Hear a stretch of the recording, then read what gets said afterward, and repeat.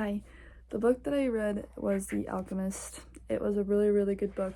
It started with a boy in Andalusia, Spain. His name is Santiago, and he was a shepherd.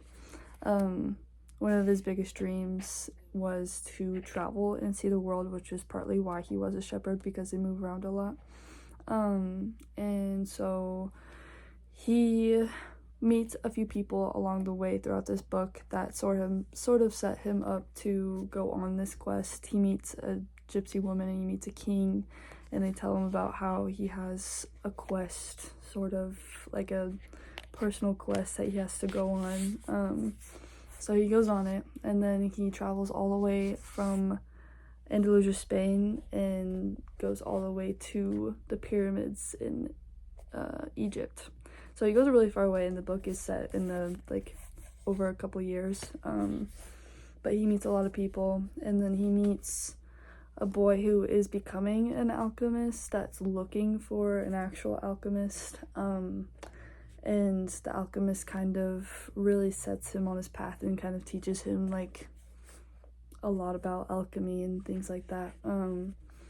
I think it's less about chemistry.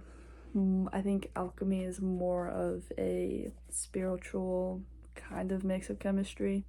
I didn't really know what alchemy was before I read this, but yeah, alchemy is a little bit different because it's more of a spiritual kind of thing, more about personal growth and spiritual growth. But I have a few spots in my book that have a little bit of chemistry in it, not that much though. Some parts, this one talks about, they believed a lot in transmutation. They liked to make gold from different variety of metals. But that was the first part. They were talking about turning metal into gold, which is interesting. And they talked a lot about purification of metals in this book. They would purify them, kind of, as it says here, free itself from all its individual properties so that they can mix it with something else or turn it into something.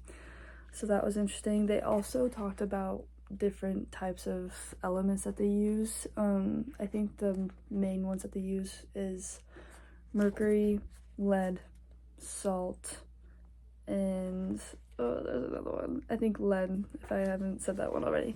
But yeah, those ones they used a lot. But yes, they talked a few things about, it's kind of not make-believe, but some of it is not really chemistry, I guess. Some of it is, but not all of it. They talked about on this page about separating sulfur that I noted down. I think that's just another form of saying that they are purifying it. And then on this last note that I got on the end of the page was where the alchemist was turning lead into gold. The alchemist light a fire and put lead in a iron pan, and it became a liquid. And then the alchemist had a yellow egg. I think it had some type of ability to turn anything into gold, but he scraped it and wrapped it in wax and then added it to the pan. And then it turned a reddish color, and then after a while and being the heat, it turned into gold after it cooled off. So that was about all of the chemistry that I could really find and dig out of this book, but it was really good. I think the chemistry is less pronounced in this book because it's about something completely different. I think it's just more about the character's journey going through all of those things and spiritually growing, because he learns a lot. He definitely becomes a different person throughout this book. I can kind of tell as he's going through, and he goes through a lot of challenges, which is really interesting, and meets a bunch of different people. And as he's traveling, he kind of just has different trust through different people. So it's kind of interesting, but it was really good, and I'm glad that I read it. But